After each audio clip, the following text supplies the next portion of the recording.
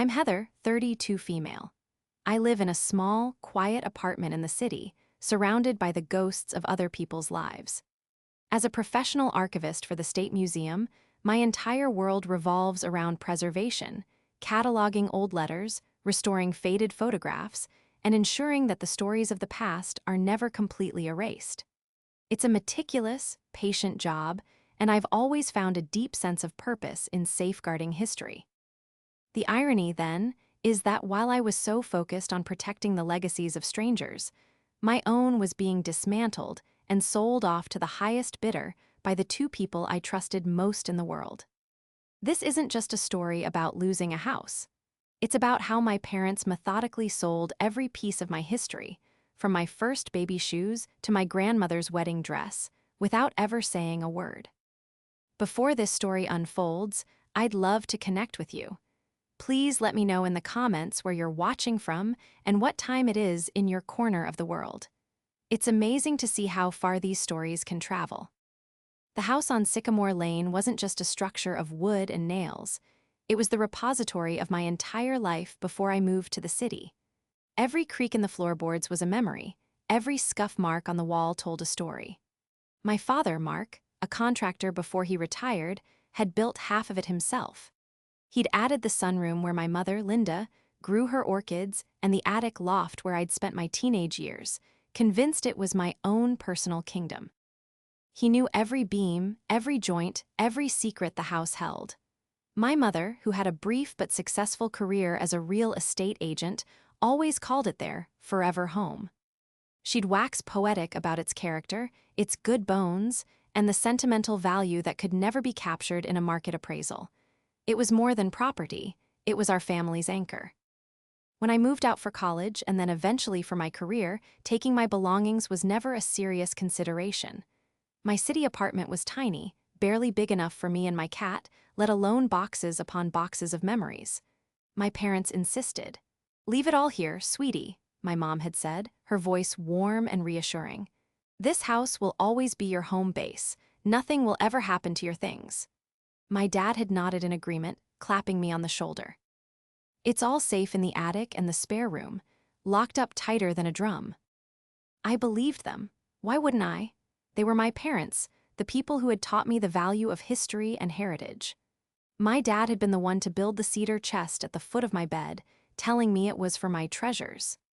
In it, I kept my grandmother's lace handkerchiefs, my grandfather's WWII service medals, and every letter my best friend Jess and I had written to each other since the 3rd grade. My mom had carefully packed away her own wedding dress for me, storing it in a special preservation box in the spare room closet. "For you, one day," she'd whispered, her eyes misty. That room also held my collection of first edition classic novels, my art portfolios from high school, and boxes of photo albums that chronicled every awkward, joyful, and mundane moment of my existence. It was a tangible library of my life, and I was its only historian. Over the years, whenever I'd visit for holidays, I'd make a small pilgrimage up to the attic. I'd run my hands over the cedar chest, open a random box of photos, and feel a profound sense of peace. It was all there, a testament to where I came from. My parents would often joke about the space it all took up. "Going to open a museum in here, Heather?" my dad would chuckle. But there was never any malice in it, never a hint that my collection was a burden. In fact, they seemed to take pride in it. "Our daughter, the keeper of memories," my mom would say to visiting friends and family, gesturing vaguely towards the ceiling. The last time I saw the house was for Christmas, 8 months before my world imploded. It was a perfect holiday.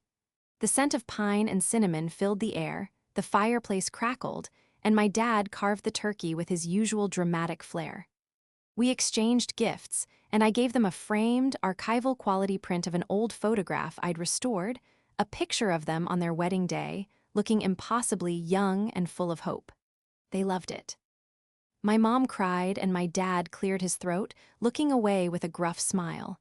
As I was leaving, my mom hugged me tightly on the porch. "Don't be a stranger, you hear? This old house misses you." I promised I'd be back for my dad's birthday in the summer. The months that followed were busy. I was leading a major restoration project at the museum, a collection of letters from a Civil War soldier. The work was consuming, requiring long hours and intense focus. My calls with my parents became shorter, more sporadic. They never mentioned anything was amiss. They'd ask about my project, tell me about their golf games, and complain about the squirrels eating the birdseed. It was all so painfully normal. There were no warning signs, no red flags. There was no tremor before the earthquake. Their deception wasn't a sudden, panicked decision. It was a slow, calculated demolition of my trust, carried out with smiles and casual conversation. They let me believe my history was safe under their roof, all while they were drafting the paperwork to sell it away. The promise wasn't just in their words. It was in the very foundation of that house, in the floorboards that held up my life's archive. And they ripped it all out without a second thought. The call came on a Tuesday afternoon. It was a rare, quiet day at the museum, and I was in the sterile environment of my workroom, carefully piecing together a fragile 19th century manuscript. My phone buzzed on the desk, displaying an unknown number from my hometown's area code. I usually let those go to voicemail, assuming it was a telemarketer or a political survey. But something made me pick it up. A flicker of nostalgia, maybe, or just a gut feeling. "Hello," I answered, my voice professional. "Hello, is this Heather?" a man's voice asked. It was warm and polite, with a slight hesitation. "Yes, this is she. Who's calling?" "My name is David Garcia. You don't know me, but, well, this is a bit of an odd call. My wife and I recently purchased the house at 112 Sycamore Lane." My heart did a strange little flip. It was a mix of confusion and a sudden, sharp pang of territorial defensiveness. "You bought, I'm sorry, I think you have the wrong number. My parents, Mark and Linda, live there." There was a pause on the other end of the line. When he spoke again, his voice was gentle, as if he were delivering bad news. "Ma'am, I'm quite sure I have the right house. We closed on it about 6 weeks ago. Mark and Linda moved out at the end of last month. We've just finished moving our own things in." The world tilted on its axis. The manuscript on my desk blurred. 6 weeks ago, moved out, my mind raced, trying to make sense of it. I had spoken to my mom just last week. She said they were planning to restain the back deck. It was a lie, a casual, effortless lie. I don't understand," I stammered, my professional demeanor crumbling. "They didn't tell me they were selling the house." "Oh," Mr. Garcia said, and the single word was full of dawning comprehension and sympathy. "I'm so sorry. I had no idea. I assumed you knew." A cold dread began to seep into my bones, a terrifying premonition of what was coming next. My things," I said, my voice barely a whisper. I had years of personal belongings stored there, in the attic and the spare bedroom. "Ah," he said, and this time the sound was heavy with pity. "That's actually why I was calling. We were clearing out the last of the stuff in the attic. The previous owners said anything left was part of the sale, just junk to be disposed of, and we found a large cedar chest. It seemed different, more personal. It had your name, Heather's Treasures, carved into the lid. My wife, Maria, she's a librarian. She said we couldn't just throw it away without trying to find you." Heather's Treasures? The chest my father had made for me. Inside were my grandfather's medals, my grandmother's letters, my entire childhood correspondence with Jess. My breath hitched. Just junk to be disposed of. The phrase echoed in my head, a casual death sentence for my past. "The chest, is that all that's left?" I asked, bracing myself. Mr. Garcia hesitated again. "Well, most everything else was, it was part of the home sale. The contract was as is, which included all contents not removed by the sellers. There were boxes of books, photo albums, some old furniture, clothes. Linda and Mark took what they wanted, and the estate company that handled the sale told us the rest was ours to clear out. Most of it has already been taken to the dump or a donation center." The dump, my first edition copies of Jane Eyre and To Kill a Mockingbird. My art portfolios, the canvases I'd poured my teenage angst into. My mother's wedding dress. Donated. Given away to strangers. Trashed. The floor seemed to drop out from under me. I gripped the edge of my desk, my knuckles turning white. I felt a wave of nausea so intense I thought I might be sick. Mr. Garcia, I said, my voice shaking. Thank you for calling me, truly. Can you please just hold on to that chest? Don't let anything happen to it. I can be there tomorrow. Of course, son, he replied, his voice shifting from a stranger's to that of a concerned elder. It's safe with us. We'll put it aside for you. Please drive carefully. I mumbled a thank you and hung up the phone. For a long moment, I just sat there, staring at the wall. The silence of the archive was absolute. I tried to call my mother. The call went straight to voicemail. I tried my father. Same result. They were screening my cal. They knew this moment was coming, and they were hiding. The betrayal was a physical thing, a sharp, cold blade twisting in my gut. It wasn't just that they had sold the house. It was the secrecy. It was the casual, callous way they had disposed of my life. Just junk. Every memory, every keepsake, every piece of my identity that I had entrusted to them had been deemed worthless. They hadn't just sold a house, they had sold me. They had sold my history, my sentiment, my trust. I stood up on wobbly legs, my mind a storm of grief and white-hot rage. I had to go back. I had to see the empty space for myself. I had to stand in the wreckage of my past before I could even begin to comprehend what I was going to do next. The drive to my hometown felt like a journey through a foreign country. The familiar landmarks, the old diner, the town square, the bridge over the creek, seemed alien, distorted by the lens of my betrayal. Every mile that passed was a mile closer to a truth I didn't want to face. I had left a series of frantic, increasingly angry voicemails for my parents, none of which had been returned. Their silence was a confession in itself, a testament to their cowardice. When I turned onto Sycamore Lane, my breath caught in my throat. There it was, the house, my house, but it was. A different car was in the driveway, a sensible sedan I didn't recognize. The cheerful yellow welcome mat my mom had always kept on the porch was gone, replaced by a simple gray one. It was a small detail, but it felt like a punch to the gut. This was someone else's home now. I parked on the street and walked up the familiar stone path, my legs feeling like lead. Before I could even knock, the door opened. A kind-faced woman with salt and pepper hair and warm, intelligent eyes stood there. She must have seen me pull up. "Heather," she asked gently, "I'm Maria Garcia. Please come in." Her husband, David, the man from the phone, appeared behind her.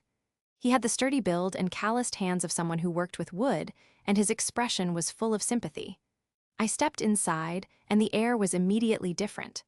The faint, lingering scent of my mother's floral perfume and my dad's pipe tobacco was gone. Instead, it smelled of fresh paint and lemon cleaner. The walls, once a soft, buttery yellow, were now a cool, modern gray. Our family photos that had lined the hallway were gone, leaving behind ghostly, lighter-colored rectangles on the freshly painted walls. "We are so sorry," Maria said, her voice soft. "David told me about your conversation. We had no idea. Your parents, they never mentioned you had things here." "They told us the house was being sold with all remaining contents," David added, shaking his head. "The agent said it was to make the sale quicker. They were in a hurry, apparently." In a hurry to cash in and disappear. The rage simmered under my skin. "The cedar chest," I said, my voice tight. "You said you found it." "Yes, of course," David said, leading me through the living room. The furniture was all new, tasteful, and impersonal. He led me to the corner where my father's old recliner used to be, and there it was, my chest. Heather's treasures. The carving was just as I remembered it. I knelt and ran my fingers over the letters, a sob catching in my throat. At least this had survived. "We found a few other things we thought might be important," Maria said. She held out a small cardboard box. Inside, I saw a handful of items they had managed to salvage. There was a framed photo of me and my dog, Max, who had passed away years ago. There was my worn copy of Little Women, its spine broken from 100 readings. And at the bottom, there was a small, velvet ring box. I opened it to find my grandmother's simple gold wedding band, the one she had promised me. Tears streamed down my face, blurring the small, precious collection of debris from my former life. "Thank you," I whispered, looking up at these two strangers who had shown me more kindness and respect in 24 hours than my own parents had in the last 6 weeks. "Thank you so much." David nodded, his expression somber. "I wish we could have saved more. The day after we got the keys, the estate company sent a crew. They were efficient. They cleared the attic and the spare room in less than a day, filled a whole dumpster. We tried to stop them from taking a few things that looked valuable, like some old-looking books, but they had their orders. Anything left behind was to be disposed of. A dumpster, my photo albums, my grandfather's medals, all of it shoveled into a metal bin like garbage, now buried under tons of actual trash in a landfill somewhere. The image was so violent, so desecrating, that I felt the rage finally boil over, eclipsing the grief. My parents hadn't just been negligent, they had been destructive. They had actively, willingly participated in the erasure of my history. I spent another hour with the Garcias, who patiently answered all my questions. They showed me the spare room, my room now painted a pale blue, destined to be a guest room. The closet where my mother's wedding dress had been stored was empty, save for a few of their own boxes. The attic, accessible by a pull-down ladder, was cavernous and bare. The dust motes dancing in the single beam of light from the circular window seemed to be mourning the absence of my life's collection. The Garcias offered me coffee, food, a place to rest, but I couldn't stay. I needed to act. As I loaded the precious cedar chest and the small box of salvaged memories into my car, I felt a shift inside me. The weeping, heartbroken daughter was gone. In her place stood an archivist, and an archivist's job is to uncover the truth and preserve what matters. My parents had tried to erase my history. Now I was going to uncover theirs. I was going to find out exactly why they did it, and then I was going to create a record of their betrayal so meticulous, so detailed, and so damning that they would never be able to forget what they had thrown away. The first person I called after leaving Sycamore Lane was Jess. I reached her as she was leaving her law office, and my choked, fragmented explanation of what had happened was enough for her to say, "Stay where you are. I'm buying a bottle of wine and I'll be at your apartment in 30 minutes. True to her word, she arrived with wine, a container of my favorite takeout, and the practical, focused anger that only a best friend can provide. As I laid out the few salvaged items on my coffee table, she listened, her expression hardening with every detail. When I finished, she didn't offer platitudes or empty comforts. She just asked, "Okay, what's the first step? Do you want to hurt them or do you want justice?" "Why can't I have both?" I replied, my voice cold. A slow smile spread across her face. "That's my girl. First things first, we need to understand the transaction. You're an archivist, Heather. You follow the evidence. Let's follow the paper trail." And so began our investigation. With Jess's legal expertise and my own obsessive, meticulous research skills, we started digging. The first and easiest document to obtain was the public record of the sale of 112 Sycamore Lane. Jess pulled it within an hour. The sale price was significantly lower than the market value, which immediately raised a red flag. "They sold it cheap for a quick, all-cash closing," Jess noted, pointing to the figures. "And here's the clause the Garcias mentioned. Property to be sold as is, including all contents left on the premises at the time of closing. It's airtight. Legally, everything in that house became the property of the Garcias the moment the papers were signed." My heart sank, but Jess held up a hand. "That just means we can't go after the Garcias, not that we would want to. It doesn't protect your parents from you. They were the custodians of your property. They had a verbal agreement with you, a duty of care. By selling your belongings without your consent, they essentially stole from you." The next step was finding my parents. Their phones were still off. A quick search showed they had sold the house to a numbered company, which then flipped it to the Garcias, a way to obscure the direct sale.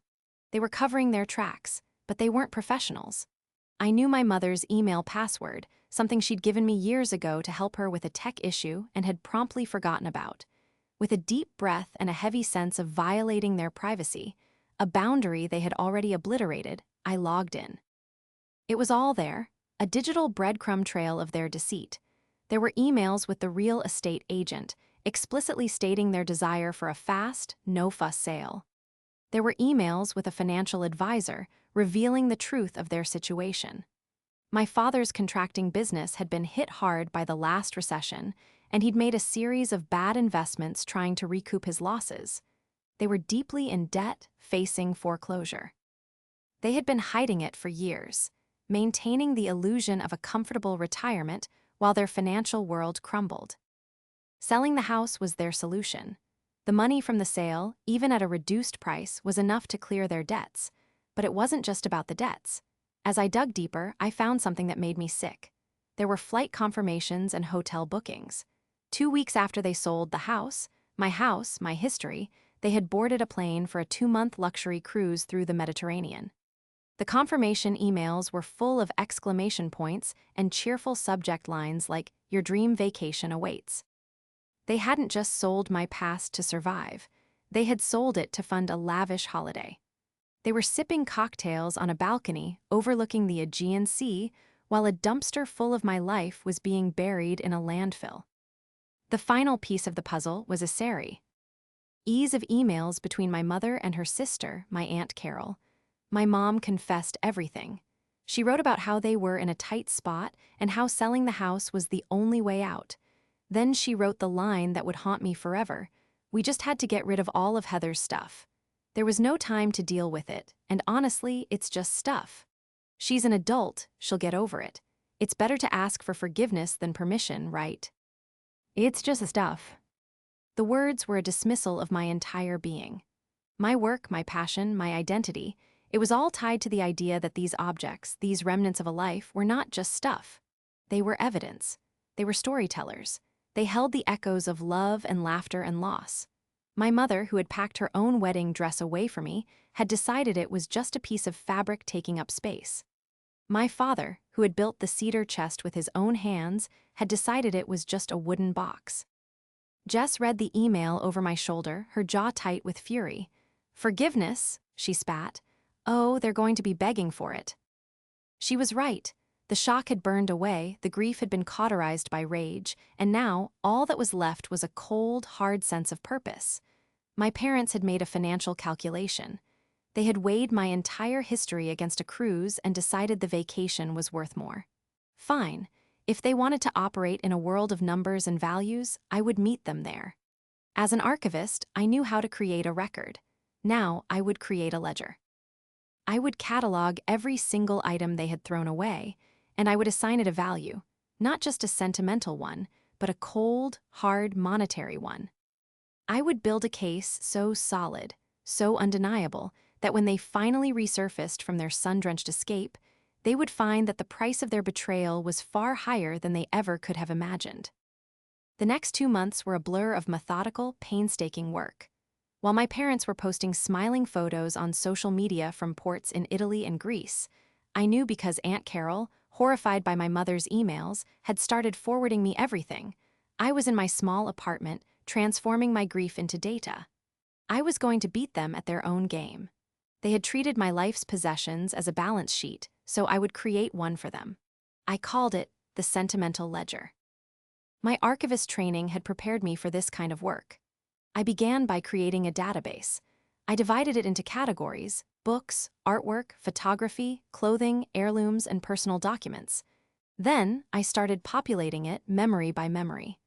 I closed my eyes and walked through the attic of my mind, opening every box, touching every object. I listed my complete collection of first edition Nancy Drew books from the 1950s, a gift from my grandmother. I listed the portfolio of charcoal sketches I'd made in my high school art class, one of which had won a state-level award. I listed the box of cassette tapes, mixtapes from old boyfriends, recordings of me and Jess giggling as we put on radio shows in my bedroom. For every item, I wrote a detailed description, but I didn't stop there. I went further. For each entry, I added 2 valuation columns: appraised value and sentimental value. The sentimental value column was for me. It was where I poured out the stories. Next to grandmother's wedding band, I wrote about how she told me the story of my grandfather proposing to her on a park bench just after he returned from the war. Next, a box of photo albums, 1990-2008. I detailed specific pictures I remembered. Me with a missing front tooth on my first day of school, my dad teaching me how to ride a bike, my mom and me baking Christmas cookies covered in flour. This column was a testament to what they had truly destroyed, not the objects themselves, but the irreplaceable history they contained. It was my own private archive of the crime. The appraised value column was for them. This was the weapon. I spent weeks contacting rare book dealers, antique appraisers, and vintage clothing experts. I sent them old photos of the items when I had them and wrote detailed descriptions when I didn't. I got an official valuation for my first edition book collection. The total was staggering. I had a memorabilia expert estimate the value of my grandfather's WWII medals and the accompanying letters he'd sent home. They were considered a historically significant collection. I even found a vintage fashion appraiser who could give me a market value for my mother's 1970s wedding dress, which, being from a now famous designer's early collection, was worth a small fortune. Jess helped me navigate the legalities. For every appraisal, we got a signed, notarized document. We were building a fortress of evidence. We discovered that by selling the items without determining ownership, my parents had not only breached my trust, but had also potentially violated laws regarding the conversion of property. One of the most difficult tasks was cataloging the photographs. Thousands of them, decades of moments all gone. I couldn't put a price on them, not really. But Jess had an idea. We contacted a professional photo restoration and digitization service and got a quote for what it would cost to digitally restore and archive a collection of that size, assuming one could even find the originals. The figure was astronomical. We added it to the ledger. Day by day, the total grew. From the hundreds to the thousands, then into the tens of thousands. When I finally finished, the grand total of the appraised value column was just over $150,000. Looking at the final spreadsheet, I felt a grim satisfaction. It was a cold, brutal quantification of my parents' betrayal. They had traded all of this history, this value, for a few months of sunshine and a clear credit card statement. "This is more than a list, Heather," Jess said, reviewing the final document package. It included the ledger, all the notarized appraisals, copies of my parents' emails, and a formal legal letter she had drafted. "This is a judgment." She was right. I wasn't just a grieving daughter anymore. I was a claimant. I had evidence, expert testimony, and a quantifiable loss. My parents had operated under the assumption that my memories were worthless. I now held a legally backed document proving just how wrong they were. Their cruise was due to end in a week. They would be returning, tanned and relaxed, to a new, downsized condo they had bought with the leftover cash from the sale. They thought they had gotten away with it, that they could simply apologize and I would, as my mother predicted, get over it. They had no idea what was waiting for them. I wasn't going to scream or cry when I saw them. I was going to do what I did best, present the archive. I was going to hand them the ledger, and I was going to make them read every single line. My parents arrived back in the country on a Saturday. They didn't call me. I found out from Aunt Carol, who texted me a simple message. "They're home, be careful, Heather." I gave them 3 days to settle in, 3 days to live in their new, unburdened reality. 3 days to believe they had gotten away with it. Then, on Tuesday evening, with the heavy, leather-bound binder containing the sentimental ledger tucked under my arm, I drove to their new address. It was a sterile, upscale condo complex on the edge of town, the kind of place with manicured lawns and identical beige buildings. It had none of the character, none of the history, of the house on Sycamore Lane. It was a home for people who wanted to forget. I didn't call ahead. I walked up to their door and rang the bell. After a moment, my father opened it. He was tan and he'd lost a bit of weight. He looked healthy, relaxed. When he saw me, his smile faltered for a fraction of a second before snapping back into place. "Heather, what a surprise! We were just about to call you." It was another effortless lie. Behind him, my mother appeared, her face a mask of practiced warmth. "Sweetie, come in, let us show you the new place." I stepped inside without a word, my expression unreadable. The condo was filled with new furniture, sleek and modern. On the wall was a large, flat-screen television, and on a new glass coffee table, I saw a photo album. It was leather-bound and clearly expensive. The cover read Mediterranean Memories 2025. They chattered nervously, pointing out the view from the balcony and the new kitchen appliances. I let them talk, my silence growing heavier with each passing moment. I didn't sit down when they offered. I just stood in the center of their new living room, waiting. Finally, my mother's smile wavered. "Is everything all right, honey? You seem quiet." "We need to talk," I said, my voice steady and low. My dad's jovial facade cracked. He sighed, running a hand through his hair. "Look, Heather, I know you're upset about the house. We were going to tell you. It all just happened so fast." "We were in a terrible financial situation," my mom added, her voice taking on a pleading tone. "We didn't want to worry you. We were trying to protect you." Protect me? The words were so ludicrous, so insulting, that a humorless laugh escaped my lips. "Protect me? You want to talk about protection?" I placed the heavy binder on their glass coffee table with a loud, definitive thud. The sound echoed in the quiet room. "Let's talk about the property you were supposed to be protecting for me." They stared at the binder, confused. The cover was simple, professionally printed.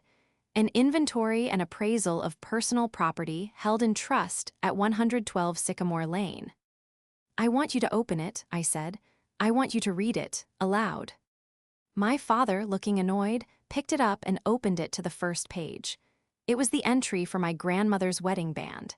He saw the description, the story I had written above. "Her," he faltered. "What is this?" "It's a list," I said, my voice as cold as ice. "A list of everything you threw in a dumpster. A list of everything you sold for pennies so you could buy this condo and go on a vacation. You told Aunt Carol it was just stuff. I thought you might be interested in the actual value of that stuff." My mother reached for the binder, her hands trembling. She flipped through the pages, her eyes widening in horror as she saw the detailed entries, the stories, the photographs I had managed to find from old digital copies. She saw the entry for her own wedding dress with a notarized appraisal for $8,000 next to it. She saw the valuation for my grandfather's war medals, for my book collection, for my artwork. "This is insane," my father muttered, but there was no conviction in his voice.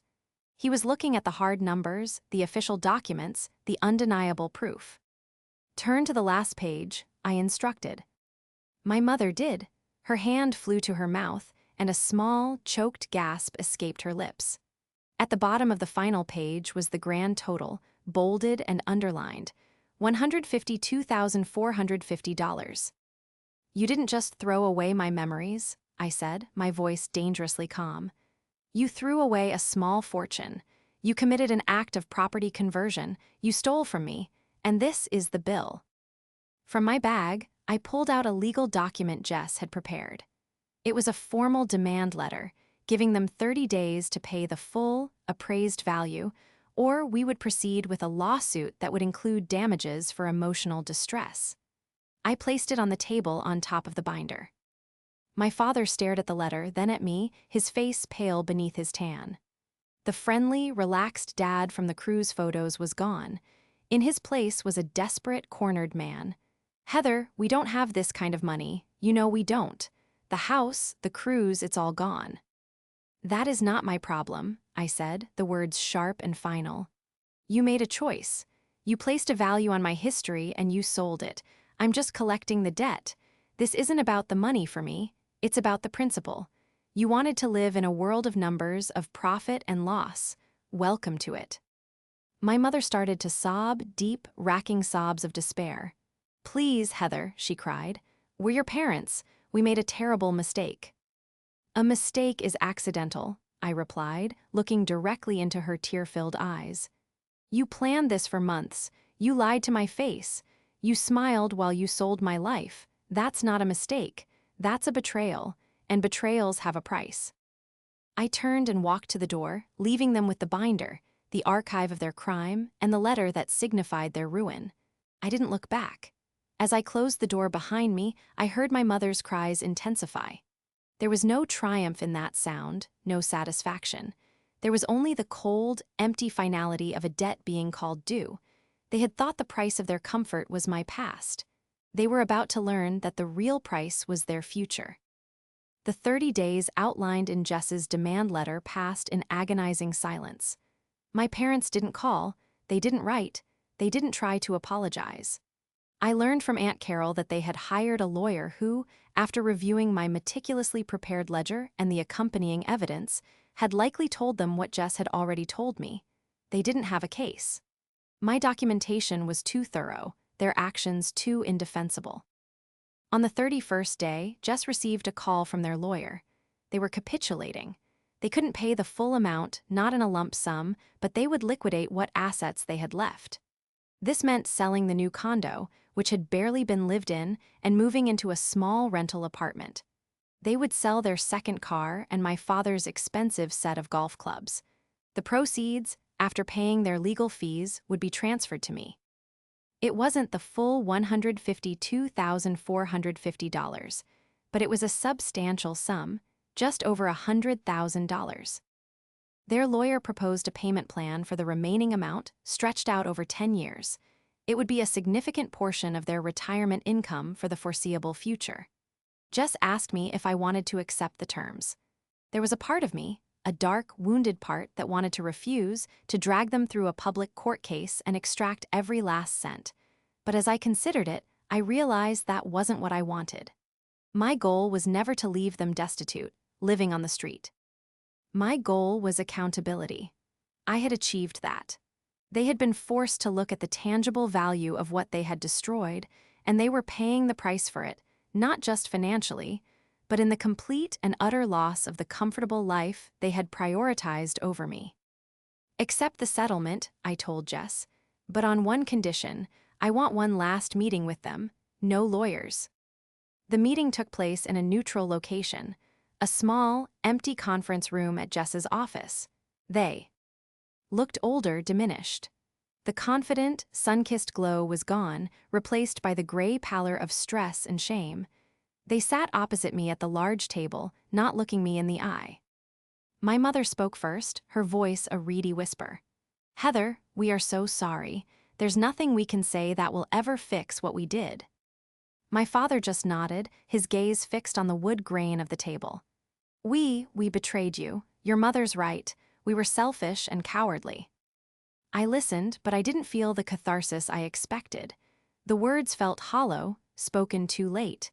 I opened my bag and took out the one thing I had salvaged that truly mattered: my grandmother's simple gold wedding band. I placed it in the center of the table. "This is all I have left of Grandma Helen," I said quietly. "This, and the few things the Garcias were kind enough to save. Everything else is gone forever. You can't fix that. The money doesn't bring back my grandfather's medals or my mother's wedding dress or a single photograph of me as a child. The money is just a tool. It's the only language you seem to understand, so it's the language I used to make you listen." I paused, letting the weight of my words fill the room. "Our relationship, whatever it was, is gone, too. You threw it in the dumpster along with everything else. I don't know if I can ever forgive you. Honestly, I don't think I want to try right now. Maybe one day, but not today." I stood up. "I am going to use that money to build something. You erased my history, so I'm going to dedicate myself to saving the histories of others." And that's exactly what I did. I took the settlement money and, in partnership with the museum where I worked, established the Sycamore Lane Project. It's a community-funded initiative dedicated to helping families digitize and preserve their personal archives, photo albums, home movies, letters, for free. We provide archival-quality storage materials and run workshops teaching people how to safeguard their own legacies. We are building a public archive of ordinary lives, ensuring that no one else's history is ever treated as just junk. I still have the cedar chest in my apartment. It sits at the foot of my bed, just as it used to. Inside are the few precious items that survived the purge. Sometimes, I open it and hold my grandmother's ring, feeling the weight of the past. It's a painful reminder of what I lost, but it's also a symbol of what I managed to save. My parents are living in their small apartment across town. I don't see them. The financial settlement is paid to my account automatically each month, a stark, numerical reminder of the debt they owe. The revenge I got wasn't loud or explosive. It was quiet, meticulous, and permanent. I didn't destroy them. I simply handed them the bill for the destruction they had caused. And in doing so, I found a way to move forward, not by erasing my own painful past, but by using its wreckage to build a foundation for a better future, one salvaged memory at a time.